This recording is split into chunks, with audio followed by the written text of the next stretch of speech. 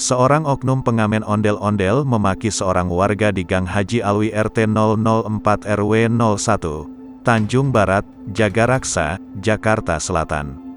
Aksi oknum pengamen ondel-ondel tersebut terekam kamera CCTV. Video tersebut diunggah oleh @lita_jamalia. Dalam video, oknum pengamen ondel-ondel masuk ke halaman rumah warga.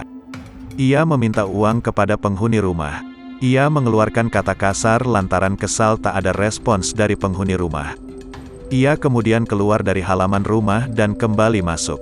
"Bu, sumbang," ujar pengamen ondel-ondel. Penghuni rumah kemudian meminta maaf karena tak memberikan uang. Oknum pengamen ondel-ondel kemudian kembali memaki penghuni rumah dengan kata berupa alat kelamin pria. Ia meninggalkan rumah warga tersebut dengan kesal.